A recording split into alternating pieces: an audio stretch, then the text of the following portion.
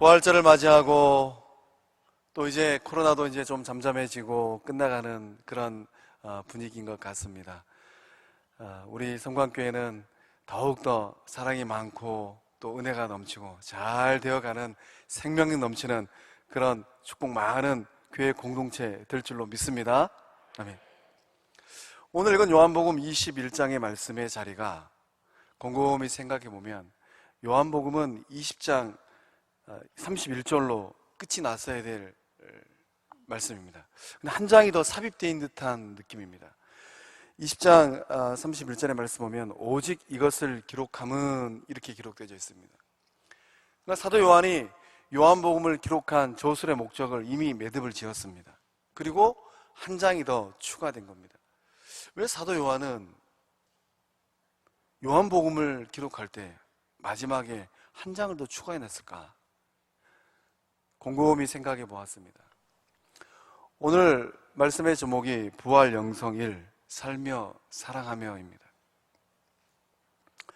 사도 요한이 요한복음 21장을 기록하지 않았더라면 우리는 예수님께서 부활하시고 나서 어떤 인격을 소유하였는지 모를 뻔했습니다.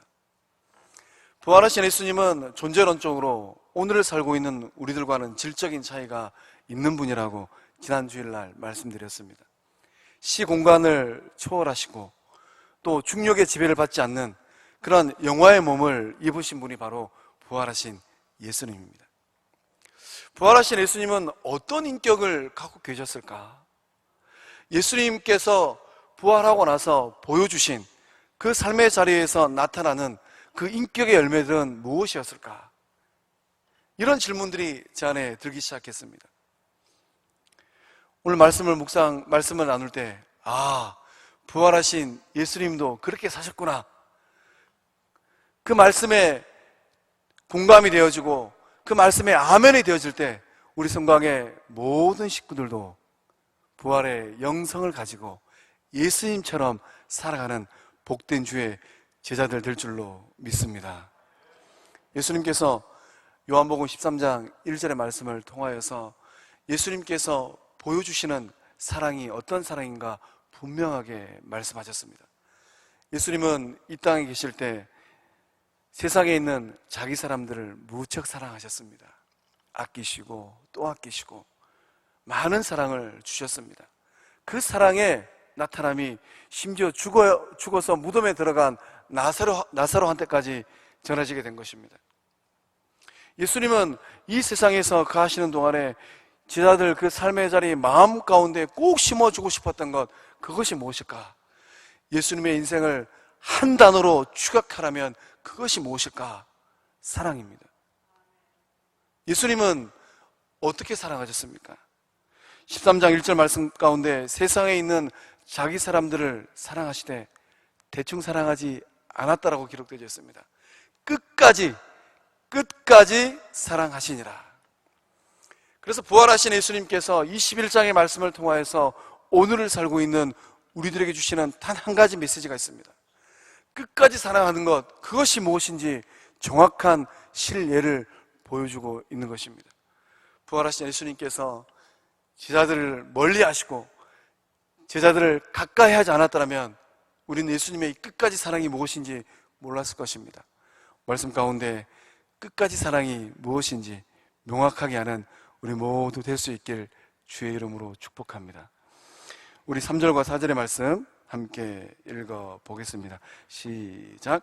시몬 베드로가 나는 물고기 잡으러 가노라 하니 그들이 우리도 함께 가겠다 하고 나가서 배에 올랐으나 그날 밤에 아무것도 잡지 못하였더니 날이 새어갈 때 예수께서 바닷가에 서셨으나 제자들이 예수이신 줄 알지 못하는지라. 아멘. 베드로와 제자들은 왜 고기 잡으러 갔을까요? 예수님의 제자들이 고기 잡으러 간 게 선뜻 납득이 되지 않습니다. 부활하신 예수님을 만났습니다. 사고의 전환이 일어났습니다. 부활하신 예수님을 만나고 나서 예수님을 통하여서 죽음과 삶이, 그 간격이 제로구나. 예수님이 부활하시고 나서 죽음과 삶은 제로가 되었습니다. 예수님이 부활하기 전에는 죽음과 삶은 엄청난 간격이 있었습니다. 산자가 어떻게 죽은 자를 만날 수 있겠습니까? 그러나 예수님께서 부활하시고 나서 예수님께서 영화의 몸을 입고 제자들을 만져주시고 만나주시고 손을 보여주시고 옆구리를 보여주실 때, 아, 죽음과 삶은 예수님 안에서는 제로구나. 더 이상 간격이 없구나. 이것을 바로 제자들이 깨달았습니다. 이런 부활의 영광과 감격을 받았으면 고기 잡으러 갈 것이 아니고 동서남북으로 다니면서 지인들에게, 아는 사람들에게 예수 생명의 복음을 전하는 것이 정상적인 모습이지 않겠습니까? 그런데 왜 베드로와 제자들은 고기 잡으러 갔을까요? 그 자리에는 도마도 있었고 예수님께서 가장 아끼고 사랑하는 요한도 있었습니다. 베드로가 고기 잡으러 가자 이렇게 얘기하니까 이구동성으로 그물을 들쳐매고 배를 타고 노를 저었습니다. 고기 잡을 때가 아닌데, 복음을 전할 때인데 왜 갈릴리 바다로 갔을까? 그물질하고 노를 젓는 베드로와 제자들의 모습 가운데 저는 인간미를 느꼈습니다. 세상을 산다는 것이 무엇인지 알게 되었습니다. 제자들이 바다로 간 것은 일하러 간 겁니다. 좀 편하게 말씀드리면 고기 잡아서 돈 벌러 간 겁니다. 부활하신 예수님을 만났음에도 불구하고 먹여 살려야 될 처자식이 있습니다. 예수님 따라다니라고 3년 동안 어쩌면 가정을 잘 돌보지 못할 수도 있습니다. 베드로가 집에 딱 돌아오니까 아내가 베드로에게 뭐라고 얘기했을까요? 여보, 너무 보고 싶었어요. 이제 당신이 가서 일을 하고 돈을 벌어오면 전 가정살림을 하겠습니다. 어쩌면 이런 말도 주고받았을 것 같습니다. 3년 만에 돌아온 베드로는 이 아내의 재촉을 받아서 고기를 잡아야만 했습니다. 변화된 환경에 적응하라는 아내의 말에 압박감을 느끼고 그물을 들쳐매고 갈릴리 바다로 나갈 수밖에 없었습니다. 밤새도록 그물을 던지고 당기고 손질하고 이렇게 고기를 낚으면서 제자들은 무엇을 생각했을까요? 아마 밤새도록 갈릴리 바다에서 고기를 낚는 동안에 제자들은 예수님을 처음 만난 그때를 생각했을 겁니다. 아, 3년 전 이맘때쯤에 예수님께서 고기 잡는 우리들을 만나주셨지. 예수님께서 고기 잡는 나의 이름을 부르고 나를 따라오라 라고 말씀하셨지. 제자들은 긴 밤 동안 고기를 잡으면서 첫사랑에 대한 그리움과 설레임이 있었습니다. 제자들은 밤새도록 그물질을 하면서 일터에서 만난 예수님을 추억하였습니다.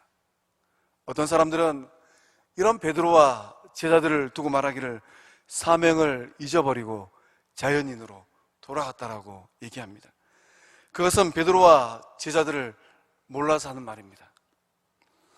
예수님께서 부활하고 난 후에 제자들을 2번 만났습니다. 마가 다락방으로 2번 찾아갔습니다. 또 3번째 갈릴리 바다 와서 자신을 버리고 자신을 배신하고 세상길로 가버린 이 제자들을 찾아왔습니다. 진정한 부활의 영성은 무엇일까요? 부활의 영성을 소유한다는 것은 무엇이겠습니까? 예수님처럼 먼저 다가서는 겁니다. 제자들은 예수님을 버려버리고 자기 살 길을 찾아서 갔습니다. 그것도 모자라서 부인까지 했습니다. 예수님께서 가장 고통당할 때 남몰라라 했습니다. 배신한 사람을 찾아가는 것, 그것은 쉬운 일이 아닙니다. 나에게 등 돌린 사람들을 찾아가서 먼저 다가서는 것, 그것은 쉬운 일이 아닙니다. 세상 사람들은 나에게 경제적인 손실을 입히고 배신한 사람을 땅끝까지 찾아가기도 합니다. 무엇 때문에 찾아갑니까? 떼인 돈 받기 위해서입니다. 나에게 정서적으로, 감정적으로 엄청난 상처를 준 그들을 찾아 헤매기도 합니다. 무엇 하려고 찾아 헤맵니까? 내가 당한 만큼 갚아주기 위해서 찾아 헤맵니다. 그러나 예수님은 자신을 배반하고 등 돌린 제자들을 왜 찾아갔습니까? 질책하기 위해서 찾아가신 게 아닙니다. 보복하기 위해서 찾아가신 게 아닙니다. 그때 왜 그랬어? 하고 따지기 위해서 찾아간 것이 아닙니다. 예수님께서 먼저 다가서신 이유는 사랑했기 때문에 보고 싶어서 먼저 찾아가셨습니다. 그 제자들의 아픈 마음, 움츠러 들어있던 그 마음을 위로해 주기 위해서 우리 예수님께서 먼저 다가섰습니다. 물은 위에서 아래로 흐릅니다. 사랑도 마찬가지입니다. 더 큰 사랑의 에너지가 작은 사랑의 에너지를 향하여서 흐르게 되어 있습니다. 내 안에 수동적인, 내 안에 다가서지 못하는 그런 모습이 있습니다. 왜 그렇습니까? 내 안에 사랑의 에너지가 크지 않기 때문입니다.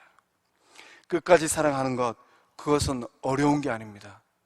부활의 영성을 소유하는 것, 그것은 어려운 게 아닙니다. 먼저 다가서면 되는 겁니다. 회사의 직급을 강아지들의 얼굴로 표현해 놓은 사진이 있습니다. 저 사진을 보시면 왼쪽 상단에 눈을 부아리고 귀를 쫑긋 세우신 분이 사장님입니다. 부하 직원들이 일을 잘하나 못하나 눈도 크게 뜨고 귀도 쫑긋 세우고 있는 겁니다. 그 가운데 있는 얼굴은 부장님 얼굴이에요. 일 시킨 대로 잘 못하면 언제든지 콱 물어볼 것 같은 그런 매서움이 있습니다. 그 다음이 과장님 얼굴입니다. 과장님 얼굴은 위로 부장님하고 또 그 위로 사장님 눈치 보느라고 좀 주눅 들어있는 얼굴인 것 같습니다. 그 다음이 우리 대리님 얼굴입니다. 대리님은 참 주눅 들어있어요. 아래로 치이고 위로 치이고. 그 다음이 사원 얼굴입니다. 이 사원은 얼마나 스트레스가 많았는지, 야근에 얼마나 시달렸는지 푹 퍼져버렸습니다. 눈도 풀려버렸어요. 그 마지막이 인턴 사원 모습입니다. 바짝 긴장해가지고 이리저리 눈치 보고 있는 얼굴이 역력합니다. 어떻습니까? 위로 갈수록 인상 쓰고 날카롭습니다. 아래로 내려갈수록 불쌍해 보이고 짠한 얼굴입니다. 우리 일터에서 또 회사 생활하시는 우리 성광의 식구들은 어떤 얼굴입니까? 근데 저기는 인턴 사원이 크게 죄를 지었습니다. 큰 실수를 저질렀습니다. 이 불쌍한 인턴 사원이 잡아먹을 듯한 부장님을 찾아가가지고 부장님, 제가 잘못했습니다. 용서해 주십시오. 이렇게 얘기하는 것은 사랑이겠습니까? 굴종이겠습니까? 그것은 사랑이 아니고 굴종이거나 또는 아부일 것입니다. 근데 거꾸로 큰 죄를 범하고 큰 실수를 한 이 인턴에게 부장님이 가까이 다가갑니다. 그리고 말을 건넵니다. 아이고, 이 사람아, 그런 실수를 할 수도 있지. 어깨 쭉 펴고 힘내. 괜찮아. 다음부터 우리 잘해보게. 어깨를 또닥또닥 다독여 줍니다. 이렇게 말하는 것은 굴종일까요? 사랑일까요? 이게 바로 사랑입니다. 사랑은 위에서 아래로 내려가게 되어 있습니다. 사랑이 넘치는 사람은 자신에게 등 돌린 사람에게 찾아갈 수 있습니다. 자신에게 해를 입힌 사람도 찾아갈 수 있습니다. 아픔만 주고 떠나간 사람도 찾아갈 수 있습니다. 왜 찾아갑니까? 따지기 위해서 찾아가는 게 아니에요. 위로해주고 격려해주고 사랑을 표현하기 위해서 찾아가는 겁니다. 찾아가는 것이 바로 사랑의 시작입니다. 처음에는 그 발걸음이 떨어지지 않을 수도 있습니다. 얼굴을 대면하는 것 굉장히 부담스러울 수도 있습니다. 1년 전에 저희가 나를 대놓고 이런저런 험한 말을 했는데, 이런 말들이 되뇌어질 때 굉장히 부담스러울 수도 있습니다. 눈을 마주치는 것도 굉장히 껄끄러운 일이 될 수도 있습니다. 그럼에도 불구하고 먼저 찾아가는 것, 이것이 바로 끝까지 사랑인 줄로 믿습니다. 사랑하는 성광의 성도 여러분, 여러분의 삶의 자리는 어떻습니까? 먼저 찾아가는 부활의 영성이 있습니까? 아니면 먼저 찾아오기를 기다리고 있습니까? 우리는 교회 생활을 하고 신앙 생활을 하면서 이런저런 갈등을 경험하기도 합니다. 저 사람만 없으면 참 편할 텐데, 저희 때문에 내가 괜히 불편하네, 좀 멀찍이 떨어져서 기도하지, 이런 생각이 들기도 합니다. 그러나 부활하신 예수님께서 친히 그 몸으로 보여주신 것이 무엇입니까? 먼저 다가서는 거예요. 오늘 이 예배를 기점으로 해서 우리 성광의 모든 식구들이 부활의 영성, 끝까지 사랑, 먼저 다가서는 예수님의 제자들이 될 줄로 믿습니다. 주님께서 5절의 말씀을 통하여서 우리에게 말씀하십니다. 5절의 말씀을 한 목소리로 함께 읽어보겠습니다. 시작. 예수께서 이르시되 얘들아 너희에게 고기가 있느냐 대답하되 없나이다. 아멘. 예수님께서 제자들을 부르는 호칭이 굉장히 독특합니다. 얘들아 라고 부르십니다.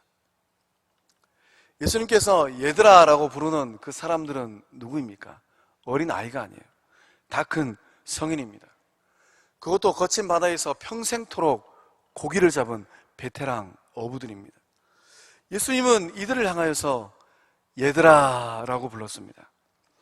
이 얘들아라는 이 단어를 헬라어로 보니까 파이디아라고 써 있었습니다. 파이디아, 2000년 전에 어떻게 사용되었을까요? 부모님들이 사랑스러운 아이들을 부를 때 파이디아라고 불렀습니다.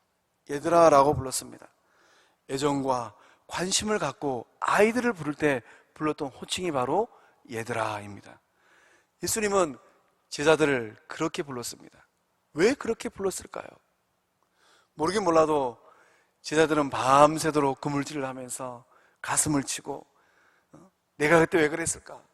아이고 이 바보 같으니라고, 이 멍충이 같으니라고, 그때 내가 예수님을 안다고 할걸, 그렇게 마음이 위축되었을 것 같습니다. 예수님께서 가장 편한 소리, 예수님께서 가장 친근한 소리로 얘들아 라고 부르셨습니다. 예수님은 오늘을 살고 있는 우리들에게도 그렇게 부르십니다. 우리가 세상 살아가면서 예수님 말씀에 100% 순종할 수 있습니까? 하나님 말씀에 100% 순종할 수 있습니까?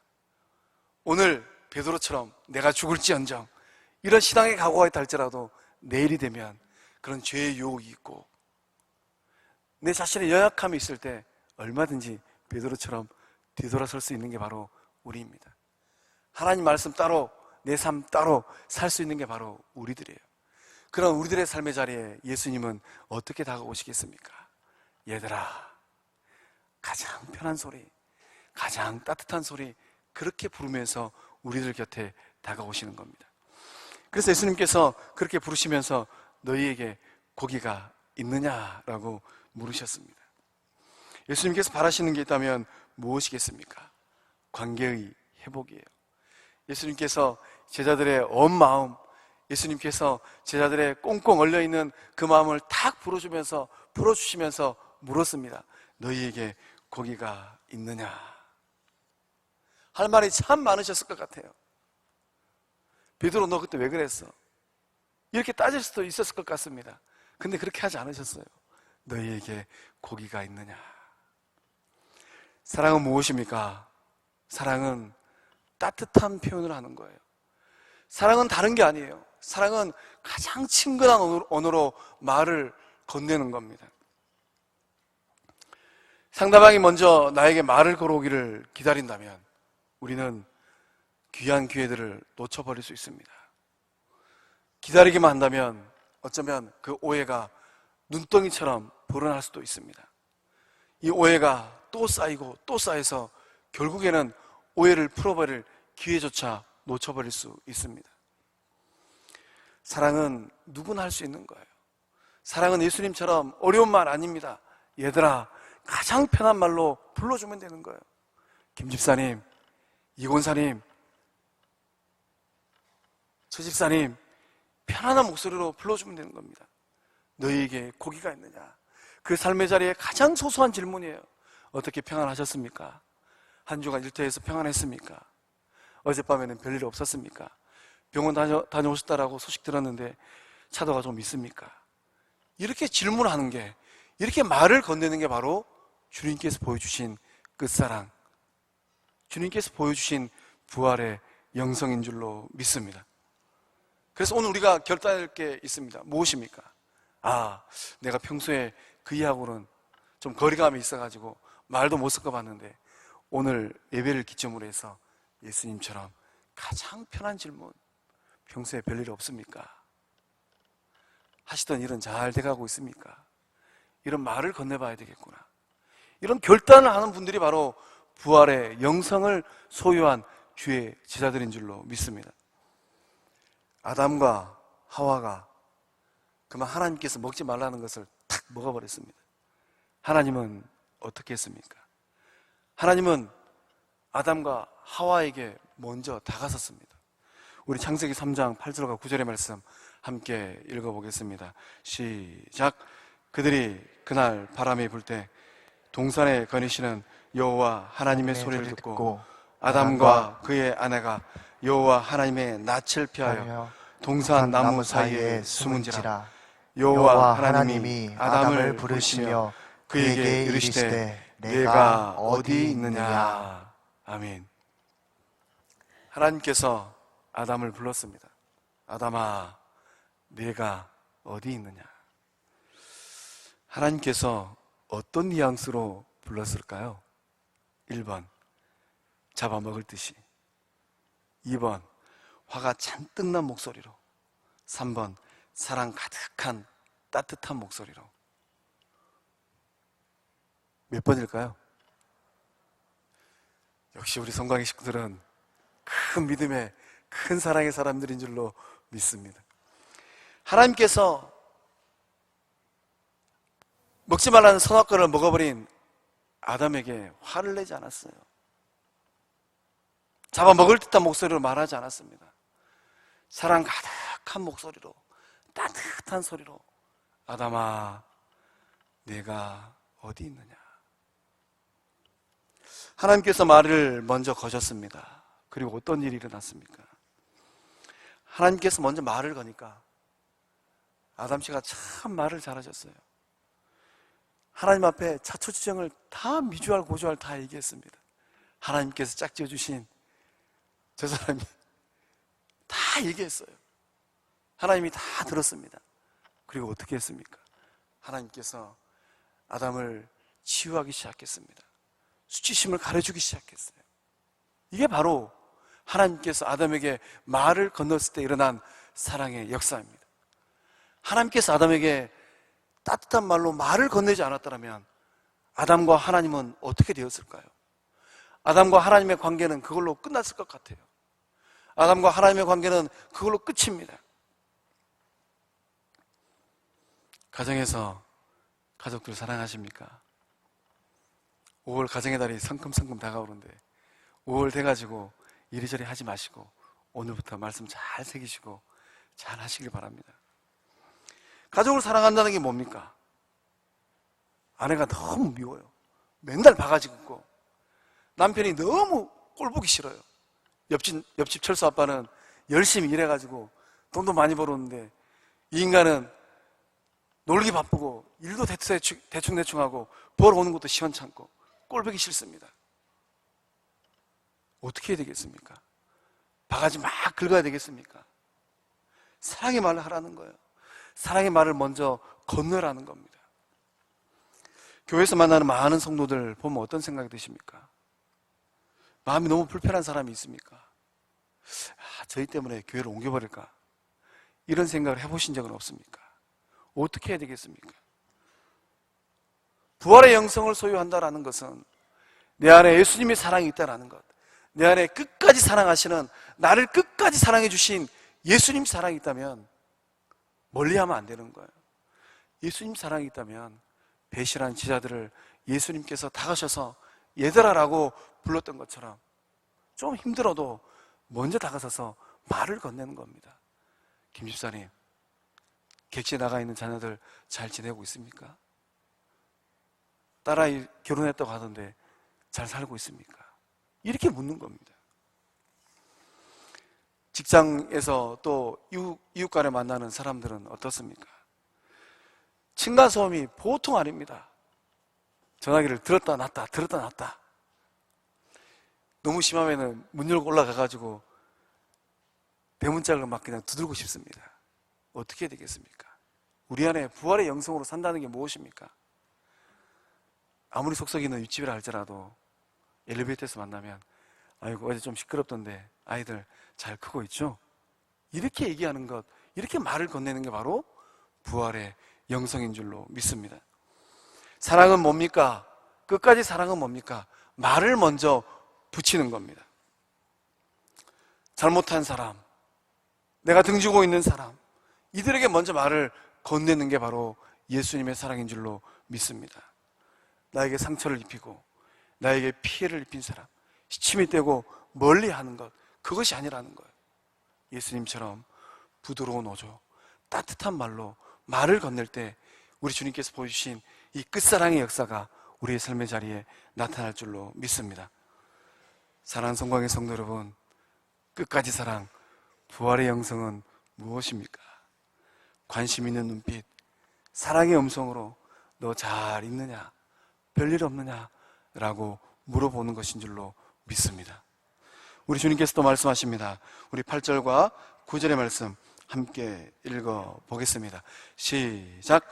다른 제자들은 육지에서 거리가 불과 한 50칸쯤 되므로 작은 배를 타고 물고기 든 그물을 끌고 와서 육지에 올라보니 숯불이 있는데 그 위에 생선이 놓였고 떡도 있더라. 아멘. 아멘.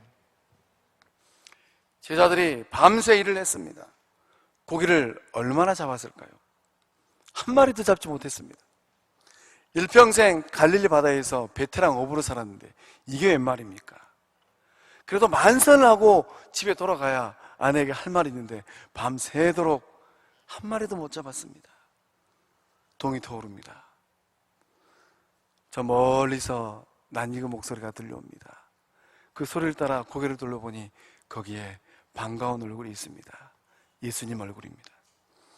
예수님께서는 밤새도록 허탕진 이 제자들을 위해서 무엇을 하고 계셨습니까? 예수님께서는 밤새 지치고 피곤하고 배고픈 이 제자들을 위해서 숯불을 피웠습니다. 그리고 숯불 위에 생선을 올려두셨습니다. 그리고 제자들이 배불리 먹도록 떡을 올려두셨습니다. 예수님은 이 떡과 생선을 어디서 구하셨을까요? 부활하신 예수님께서 이 생선을 마련하기 위해서 낚시를 하셨을까요? 아니면 숯불 위에 떡을 올려두기 위해서 떡가게를 가셨을까요? 오늘 집에 가서 곰곰이 한번 상상해 보시기 바랍니다. 주님께서 준비해 놓으신 이 숯불 위에 있는 생선과 떡을 보면서 제자들은 무엇을 느꼈겠습니까? 마음 깊이 복받쳐 오르는 사랑에 감동을 받았을 것 같아요. 아, 우리는 예수님을 모른다 하고 우리 살 길을 찾아갔는데 우리 주님은 배고픈 우리들의 필요를 채우기 위해서 숯불도 피워주시고 그 위에 생선도 두시고 그 위에 떡도 올려두셨구나. 예수님은 정확하게 제자들의 필요를 알고 계셨습니다. 우리들의 삶에 가장 관심이 많은 분이 있습니다. 누구일까요? 예수님입니다. 예수님은 오늘을 살아가고 있는 우리들의 삶에 무엇이 필요한지 정확하게 알고 계십니다. 그래서 예수님은 하나님 보좌 우편에 계시면서 우리들을 위해서 기도하고 계십니다. 김 집사님에게, 이 집사님에게, 최 권사님에게 무엇이 필요한지 우리 주님은 정확하게 아십니다. 그래서 우리 예수님의 중보를 통하여서 온 우주를 창조하신 전능하신 하나님께서 우리들의 삶에 역사하시는 거예요. 우리들의 삶에 도움의 은총을 주시는 겁니다. 이 영적 원리를 정확히 한 바울 사도는 빌립보서 4장 19절의 말씀을 통하여서 이렇게 고백합니다. 우리 함께 한 목소리로 읽어보겠습니다. 시작. 나의 하나님이 그리스도 예수 안에서 영광 가운데 그 풍성한 대로 너희 모든 쓸 것을 채우시리라. 아멘. 나의 하나님이 너희 모든 쓸 것을 채우시리라. 하나님께서 우리의 쓸 것을 어떻게 채워주십니까? 그리스도 예수 안에서 채워주신답니다. 예수님께서 보좌 우편에서 우리를 위하여서 우리들의 삶에 꼭 필요한 것들, 마치 주님께서 제자들에게, 배고픈 제자들에게 생선이 필요하고 떡이 필요한 것을 준비하셨던 것처럼 그것을 아신 예수님께서 성부 하나님 앞에 아뢰는 거예요.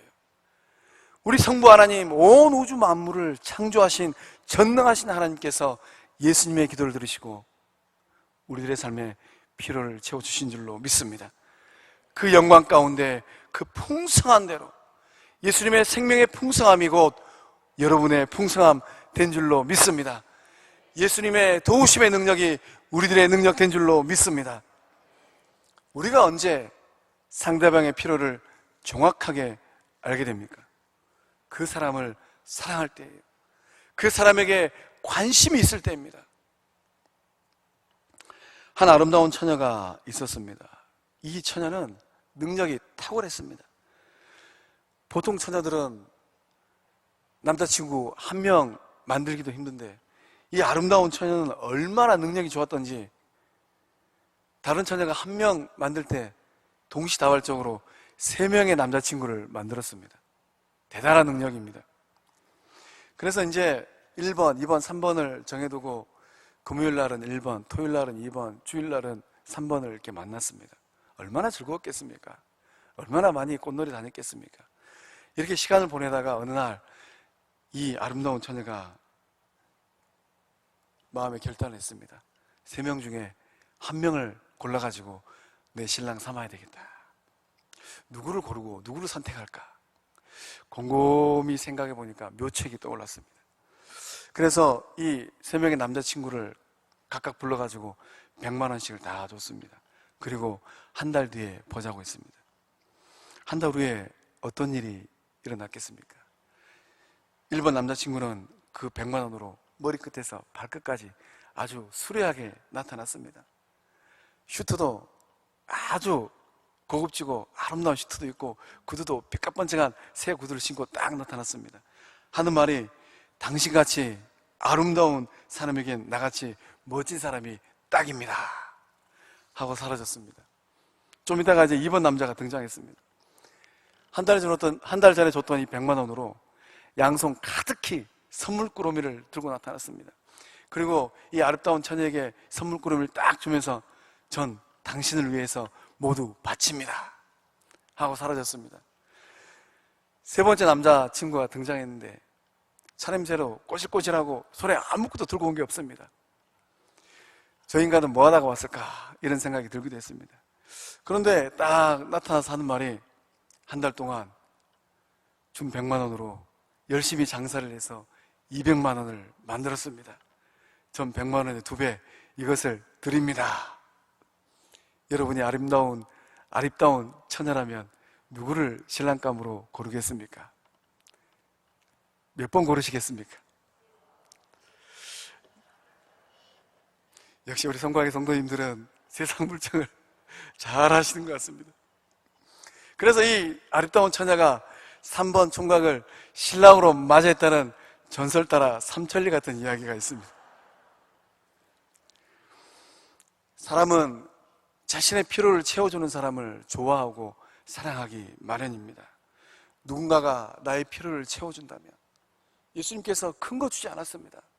배고픈 제자들을 위해서 생선과 떡을 준비해서 조밥 먹어라, 아침 먹어라 라고 말씀하셨습니다. 누군가가 나의 필요를 채워준다면 이게 바로 사랑이고 이게 바로 은혜가 될 줄로 믿습니다. 타인의 필요를 채우는 사람, 그들은 어떤 사람이겠습니까? 그냥 보고 지나치는 사람이 아니에요. 그 마음 가운데 불쌍히 여기는 마음이 있는 사람입니다. 어려운 그 상황과 여건을 보고 남몰라라 하지 않는 사람이에요. 누가복음 10장을 보면 강도 만난 사람의 이야기가 등장합니다. 그 말씀을 보면 사마리아 한 사람이 강도 만난 사람을 고쳐줍니다. 그 말씀이 누가복음 10장 33절에서 34절의 말씀에 기록되어 있습니다. 함께 읽어보겠습니다. 시작.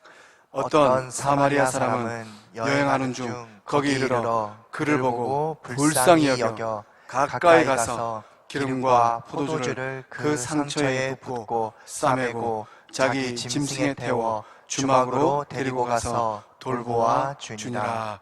아멘. 이 강도 만난 사람을 사마리아인은 어떻게 했습니까? 당신을 해친 사람이 누구입니까? 잃어버린 돈의 액수는 얼마입니까? 제가 고쳐주면 들어간 비용을 저에게 돌려줄 수 있습니까? 이렇게 묻지도 않고 따지도 않았습니다.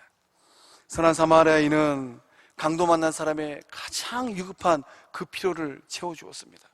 상처난데 약을 발라주고 자신이 타고 왔던 나귀에 태워가지고 주막에 데려가서 자신의 주머니에 있는 돈을 주면서 이 사람 잘 돌봐주라고 그렇게 부탁하고 자기의 길을 걸어갔습니다. 사랑은 무엇입니까? 부활의 영성을 소유한다는 게 무엇입니까? 끝까지 사랑하는 게 무엇입니까? 일평생 병원 건물 옥탑방에서 살면서 밤낮 없이 환자를 보살핀 의사 선생님이 계십니다. 이 선생님 덕분에 낮이건 밤이건 아픈 사람들은 언제든지 찾아와서 진료를 받고 돌봄을 받을 수 있었습니다. 주변 의사들은 이 선생님을 바보라고 불렀습니다. 왜 바보라고 불렀느냐? 병원비가 없는 사람들, 환자들이 오면 자기 월급을 털어가지고 자기 월급을 대출받아가지고 환자들의 병원비를 대주었습니다. 6.25 동란 때 북에 아내를 두고 남으로 내려오셨는데 이산가족이 되어서 북에 두고 온 아내를 고려하면서 일평생 독신으로 살았습니다. 평생 북에 두고 온 아내와 자식을 그리워하면서 병원 옥탑방에 살면서 환자들을, 어려움 가운데 있는 이들을 가족 삼아서 사셨던 분이 있습니다. 그분이 누구겠습니까? 한국의 휴바이처라 불리는 장기려 선생님입니다. 장기려 박사님은 우리 주기철 목사님께서 목회하셨던 평양의 산정교회 출신입니다. 아주 믿음이 깊으신 분이에요. 저는 이분을 생각할 때마다 제가 참 부끄러워집니다. 어느 날 경찰서에서 전화 한 통이 왔습니다. 선생님께서 발급한 그 월급 수표를 노숙자가 가지고 사용하려다가 신고가 들어왔습니다. 그 노숙자가 붙잡혀가지고 경찰서에 와 있습니다. 선생님 좀 와주셔야 되겠습니다. 장기려 선생님이 불이 났게 경찰서에 달려갔습니다. 이분은 죄가 없습니다. 제가 이 사람을 돕기 위해서, 적산하기 위해서 돈을 주고 싶었는데 마침 제가 가지고 있었던 게 바로 갓 발급된 월급 수표였습니다. 그래서 그 월급 수표를 이분에게 제가 드린 겁니다. 이분이 저 때문에 괜히 경찰서까지 잡혀와서 이 고생을 하시니, 이 고초를 겪으니 제가 도리어 미안할 뿐입니다. 죄송합니다. 이렇게 인사를 하고 돌아왔습니다. 어떤 날은 돈이 전혀 없는 환자가 또 병원에 왔습니다. 병원비가 없다는 그런 신세 한탄을 듣고 이 장기려 박사님이 격리과에 가서 자신의 월급을 대출받으려고 했습니다. 그래서 이제 이 병원에서는 절대 안 됩니다. 지금 선생님, 지금까지 가져다 쓴 돈이 이만저만 아니어서 지금 당장 밥 사 먹을 돈도 없는데 더 이상은 안 됩니다 하고 말렸습니다. 선생님은 돈이 없어가지고 이 환자의 병원비를 대줄 수가 없었습니다. 고민하던 이 장기려 선생님은 어떻게 하셨겠습니까? 조용히 환자를 불렀습니다. 그리고 하시던 말씀이, 내가 한밤중에 병원 뒷문을 열어놓겠습니다. 선생님은 아무도 모르게 한밤중에 병원 뒷문으로 돌아가십시오. 장기려 선생님은 자신의 허리띠를 졸라매면서 돈이 없는 사람, 가진 게 없는 사람, 배움이 없는 사람들의 그 환부를 고치고 치료하고 병원비를 대주었습니다. 이 장기레스 선생님의 인술 덕분에 오늘 이 자리에 있는 우리 모두가 다 세계 열방이 불허하는 국민 건강보험의 의료 혜택을 받고 있는 겁니다. 장기레스 선생님이 국민 건강보험에 초석을 놔주셨어요. 장기레스 선생님은 작은 예수로 삶을 사셨습니다. 사랑하는 성광의 성도 여러분, 부활 영성으로 사는 게 무엇입니까? 예수님처럼 누군가의 필요를 채워주는 겁니다. 우리 주변에 있는, 내 옆에 있는 이들의 필요를 채워주는 거예요. 굶주린 사람이 있으면 내 주머니에 작은 돈 털어서 그 고픈 배를 채워주는 겁니다. 위로가 필요한 사람이 있으면 가까이 다가서서 위로해 주는 겁니다. 관심이 필요한 사람이 있으면 남물로 하지 아니하고 가까이 다가서서 관심을 가져주는 겁니다. 기도가 필요한 사람이 있으면 그 기도 제목을 잘 듣고 기도해 주는 거예요. 친구가 필요한 사람이 있으면 좀 어렵지만 가까이 가서 친구가 되어주는 겁니다. 사랑하는 성도 여러분, 부활하신 예수님께서 찾고 있는 사람은 누구입니까? 작은 예수가 되어서 영혼들의 필요를 채워주는 예수님의 참된 제자들인 줄로 믿습니다. 기도하시겠습니다.